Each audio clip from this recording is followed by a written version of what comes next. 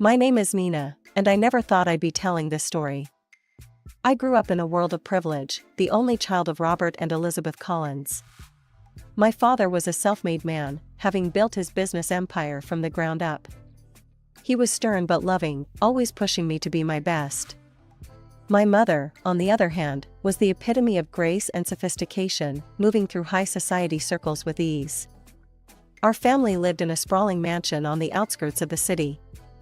I had everything a girl could want: the best education, designer clothes, exotic vacations.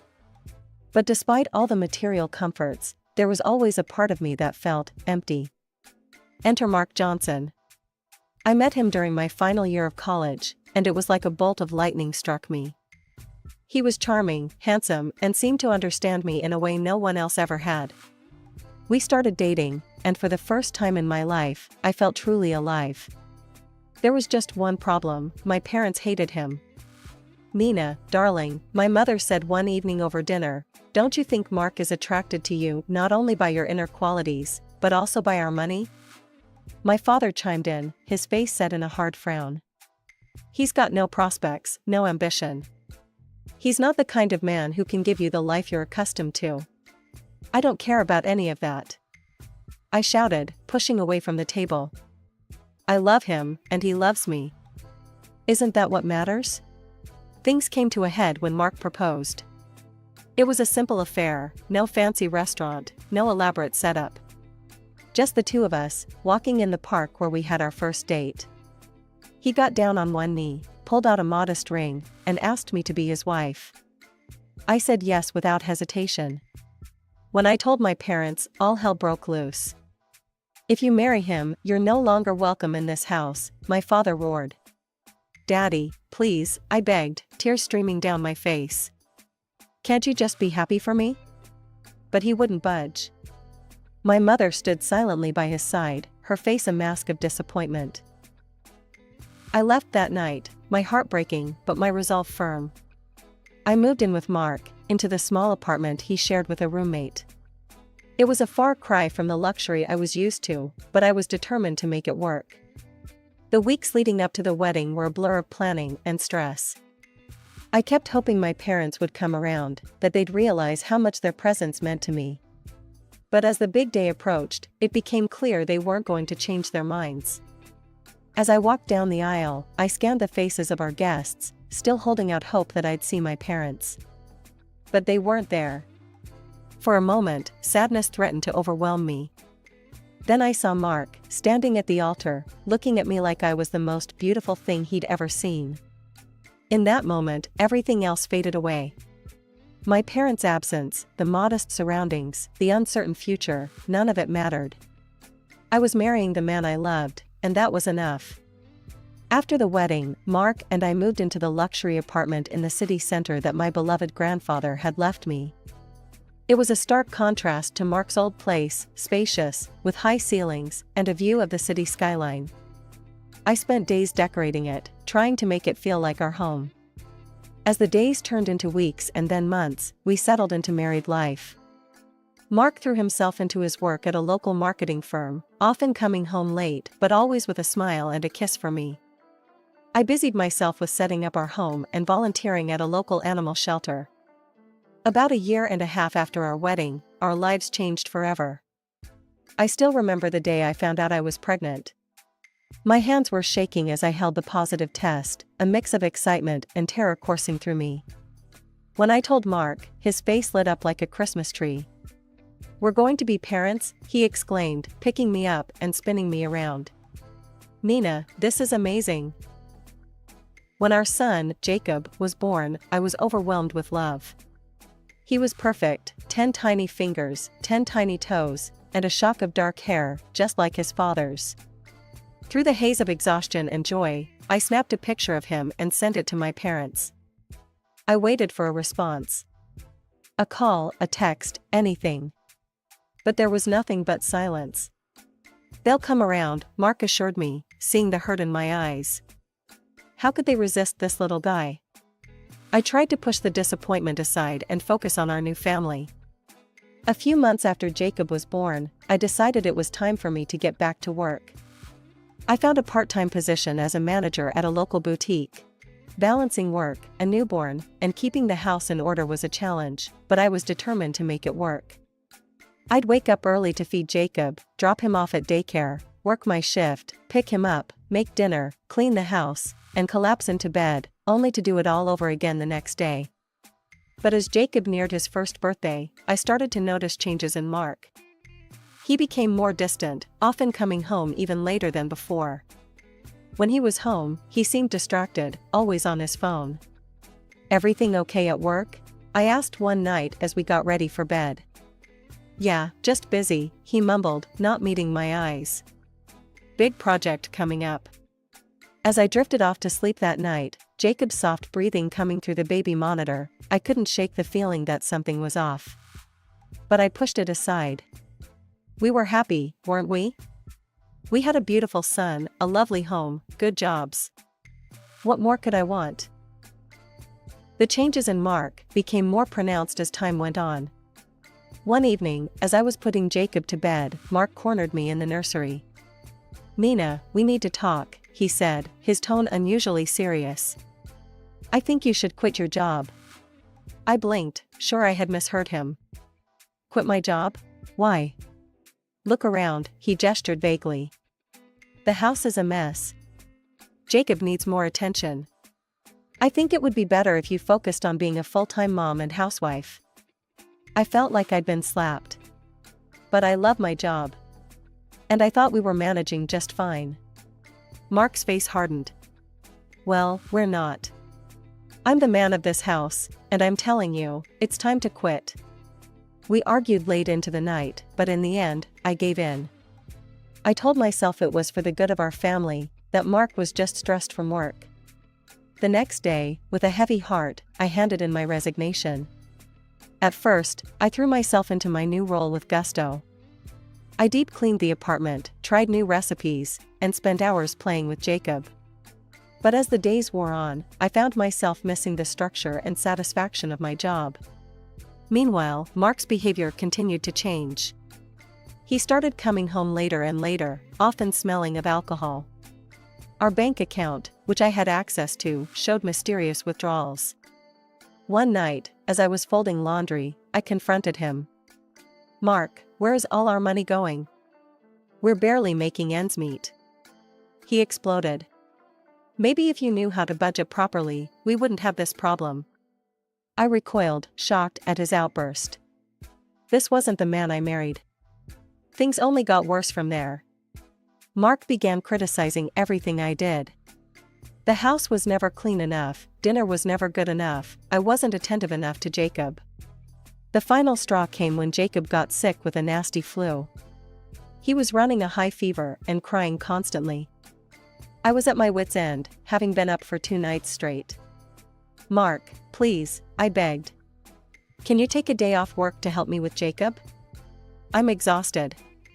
He looked at me like I was crazy. "Take a day off? Are you kidding? Some of us actually have to work for a living, Nina." The next day, he came home with a suitcase. "I'm going to a hotel for a few days," he announced. "I need to rest after work, not listen to a screaming kid." I was stunned. "You're leaving us? Now?" He shrugged, already heading for the door. "Taking care of Jacob is your job, not mine. Call me when he's better." As the door slammed behind him, I sank to the floor, Jacob wailing in my arms. What had happened to us? To the man who had once looked at me like I hung the moon? In that moment, I missed my parents more than ever. I wanted to call them, to hear my mother's soothing voice, to feel my father's protective embrace. But pride and shame held me back. How could I admit that they had been right all along? As I rocked Jacob, trying to soothe both his cries and my own, I couldn't help but think about the words my father had said on the day I told them about my engagement. "He's not the man you think he is, Nina." The days following Mark's departure to the hotel were a blur of sleepless nights and exhausting days. Jacob's fever finally broke, and as his health improved, I found myself with more time to think, perhaps too much time. I couldn't shake the feeling that something was terribly wrong in my marriage. The man who had returned from the hotel was not the Mark I had fallen in love with. He was distant, irritable, and seemed to resent both Jacob and me. One evening, about a week after he'd returned, Mark came home earlier than usual. His face was serious, and he was clutching some papers. "Mina, we need to talk about insurance," he said, sitting down at the kitchen table. "I've taken out a life insurance policy on myself for $1 million. I think you should do the same." The amount made my head spin. $1 million? Mark, that seems excessive. And why do I need such a large policy? I don't even work outside the home anymore. His eyes hardened. It's for Jacob's future. In case anything happens to either of us. Don't you want to make sure he's taken care of? Put that way, I couldn't argue. Still, something about the whole situation felt off. "I suppose you're right," I said slowly. "If you think it's best." He nodded, seemingly satisfied. "I'll set up the appointment with the insurance agent." Over the next few days, I noticed Mark's behavior becoming even stranger. He was constantly on his phone, texting at all hours. Whenever it rang, he'd leave the room to answer, often locking himself in our home office. One morning, after Mark left for work, I made a decision. I couldn't live with this uncertainty anymore. I needed answers. With shaking hands, I picked up my phone and dialed a number I'd found online. "Hawkeye Private Investigations, how can I help you?" a gruff voice answered. I took a deep breath. I need someone to follow my husband. I think he might be. I couldn't bring myself to say the words, but the investigators seemed to understand. "I see, ma'am. Why don't you come into our office and we can discuss the details?" That afternoon, while Jacob was napping, I met with the investigator, a no-nonsense woman named Linda. I told her everything, the late nights, the secretive phone calls, the drastic personality change. Linda listened intently, taking notes. "We'll get to the bottom of this, Mrs. Johnson. I'll have my best guy on it." As I left her office, I felt a mix of relief and dread. Part of me hoped this was all a misunderstanding, that there was a reasonable explanation for Mark's behavior. But a larger part knew that whatever the investigator uncovered was likely to change my life forever. 3 weeks after hiring the private investigator, I received the call I had been both dreading and anticipating. "Mrs. Johnson, we have the report ready," Linda's voice came through the phone. "You might want to sit down for this." With trembling hands, I sank into a chair, my heart pounding. "I'm ready. Tell me everything." As Linda spoke, I felt my world crumbling around me. Mark, my husband, the father of my child, had been unfaithful. He had a mistress. The evidence was irrefutable: photographs, text messages, hotel receipts. It was all there in black and white. I waited until Mark left for work the next morning before springing into action. With shaking hands, I packed a bag for myself and Jacob, throwing in only the essentials. Clothes, diapers, a few of Jacob's favorite toys. I couldn't bear to look at the photos on the walls, the happy memories that now felt like lies. "We're going to see Grandma and Grandpa," I cooed to Jacob as I put him in the stroller. He giggled, oblivious to the turmoil around him. I decided to take the metro to my parents' house. It would be faster than driving through rush-hour traffic. As I approached the station, my mind was racing, planning our next steps. That's when it happened. I was crossing the street, pushing Jacob in his stroller, when suddenly there was a screech of tires. I turned my head and saw a car hurtling towards us. In a split second, I pushed the stroller out of the way. Then, pain. Blinding, all-consuming pain. And then, darkness. I don't know how long I was unconscious. When I finally opened my eyes, I was in a hospital room. The steady beep of machines filled the air. And there, sitting by my bed, looking haggard and worried, was Mark. "Jacob," I croaked, my throat dry. "Where's Jacob?" Mark leaned forward, taking my hand. "He's fine, Nina. He's with Lisa, your best friend. Not a scratch on him." Relief flooded through me, quickly followed by a wave of pain. I looked down at my legs, both encased in casts. You have multiple fractures in both legs, Mark explained gently. The doctors say it'll take about a year for you to fully recover. You'll need to use a wheelchair for a while. I closed my eyes, trying to process this information. A year. A wheelchair. And then, like a bolt of lightning, I remembered why I had been at that metro station in the first place. I know about her, I blurted out, my eyes snapping open to gauge Mark's reaction. Your mistress. I know everything. Mark's face paled. For a moment, he looked like he might deny it. Then his shoulders slumped. Nina, it wasn't serious. It was a stupid mistake, he stammered. When I got the call about your accident, I realized how close I came to losing you. I can't lose you, Nina. Please, can we start over? Give me another chance. I'll do better, I promise. I looked at him, this man I had loved for so long. He seemed so sincere, so remorseful. And I was so tired, so overwhelmed by everything that had happened. Okay, I heard myself say. We can try. The day I was discharged from the hospital was surreal.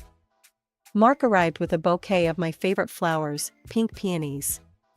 His smile seemed genuine, his eyes filled with concern and love. As he wheeled me out of the hospital, I felt a glimmer of hope. Maybe we could make this work after all. The first 2 weeks at home were, surprisingly nice. Mark was attentive, caring, almost doting. He helped me with everything, from getting dressed to bathing. He'd carry me to the bathroom in his arms, careful not to jostle my injured legs. It reminded me of our early days together, when every touch felt electric. One evening, as we sat on the couch watching a movie, Mark turned to me with a glint in his eye. Nina, I've been thinking, he said, taking my hand. We should get away for a weekend. Just the two of us. To celebrate your recovery and, well, us. My heart skipped a beat. Really? Where? I found this cozy little house in the mountains, overlooking a beautiful canyon. What do you say? I couldn't help but smile. That sounds wonderful. But what about Jacob? And I'm in a wheelchair. I'm sure Lisa wouldn't mind watching him for a couple of days. About the wheelchair. If anything, I'll carry you in my arms. Come on, it'll be good for us. I agreed, feeling a mixture of excitement and nervousness.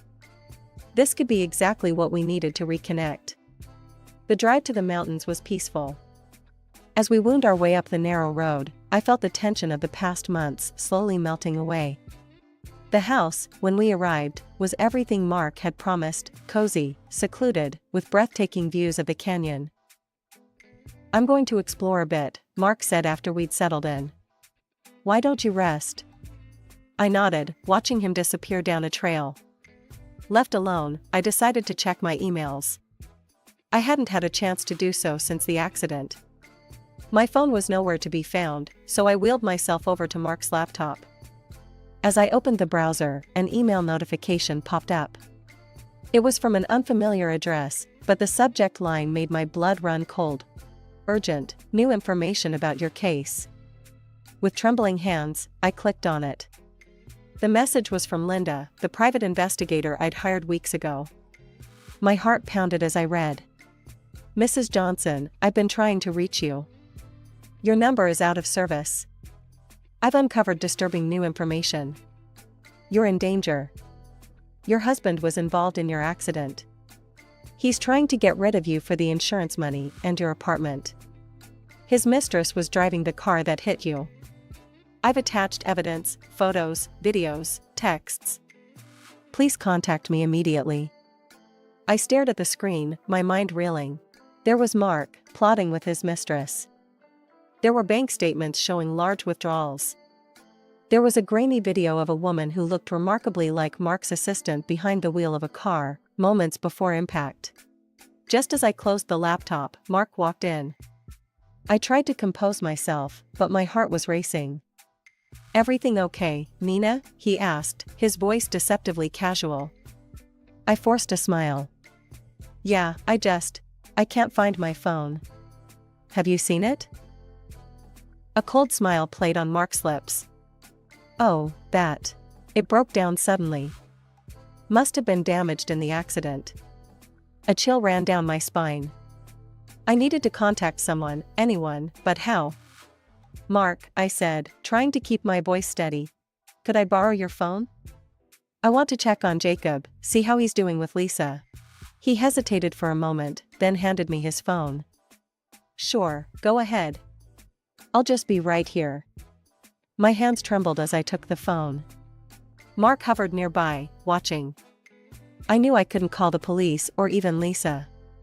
Then, a memory flashed in my mind, a conversation with my father years ago. If you're ever in trouble and can't speak freely, ask about Buddy the bear. I'll know you need help. Praying my father hadn't changed his number, I dialed. When he answered, I put on my brightest voice. Hey, Lisa. How's everything going? How's Buddy the bear doing? There was a pause, and I held my breath. Then my father's voice came through, deliberately high-pitched to sound feminine. Oh, you know, same old, same old. How are you? Relief washed over me. He understood. Oh, it's lovely up here, I gushed, aware of Mark's eyes on me. We're at this beautiful cabin, 1247 Pine Ridge Road. The view of Evergreen Canyon is just stunning. I see, my father said carefully. When do you think you'll be back? Oh, I dream of seeing you right now, this very second. I said emphatically. I miss you guys already. After exchanging a few more pleasantries, I hung up. Mark seemed satisfied, not suspecting anything amiss. As evening approached, Mark suggested a walk. The sunset over the canyon is beautiful. We shouldn't miss it. Fear gripped me, but I knew I had no choice. That sounds nice, I managed to say. Mark wheeled me out onto a narrow path that wound along the edge of the canyon. The view was breathtaking, the setting sun painted the sky in brilliant hues of orange and purple, the canyon stretching endlessly before us, but all I could think about was the sheer drop just feet away. As Mark pushed my wheelchair, chatting about the scenery as if everything was normal, I closed my eyes and prayed. Please, Dad, I thought desperately. Please find me in time. The path curved one last time, and suddenly we were at the edge of the cliff. Mark turned my chair around, and our eyes met. The loving facade he'd maintained crumbled away, revealing a stranger with eyes full of anger and hatred. You know, Nina, he said, his voice cold and detached. I'm really sorry it had to come to this. The car accident was supposed to take care of everything, but you just had to survive, didn't you? My blood ran cold as the full truth of my situation hit me. Mark, please, I whispered, don't do this. He laughed mirthlessly. Do you have any idea how perfect this is? A tragic accident at a scenic overlook. Your wheelchair rolls off the edge when the brakes fail. I'll be the grieving widower, inherit your apartment, and cash in that $1 million insurance policy. It's foolproof. As he spoke, he inched my wheelchair closer to the edge. I closed my eyes, silently praying for a miracle. Suddenly, I heard shouts and running footsteps. My eyes flew open to see my father sprinting down the path, followed closely by several police officers. Nina, my father yelled, reaching us just as Mark was about to push me over. He grabbed the handles of my wheelchair, yanking me back from the brink. Everything happened in a blur after that. The police tackled Mark to the ground, reading him his rights as they handcuffed him. I sat there, shaking, as the reality of what had almost happened washed over me. My father knelt beside my wheelchair, pulling me into a tight embrace. I broke down, sobbing into his shoulder. I'm so sorry, Dad, I choked out between sobs. You were right about him. I should have listened to you. He stroked my hair gently, his own voice thick with emotion. No, sweetheart. I'm the one who should be sorry. We let our pride keep us apart. Can you forgive us for not being there for you and Jacob? I nodded, unable to speak through my tears. We stayed like that for a long moment, years of hurt and misunderstanding melting away. In the weeks that followed, everything changed. I filed for divorce, and with the overwhelming evidence against him, Mark was sentenced to prison for attempted murder, along with his mistress who had driven the car in the original accident. I sold the apartment that held so many painful memories and bought a new one, close to a good school for Jacob and just a few blocks from my parents' house. I moved back in with my parents during my rehabilitation. It was a year of healing, both physically and emotionally. My parents doted on Jacob, making up for lost time with their grandson. Slowly, I learned to trust again, to smile again, to hope again.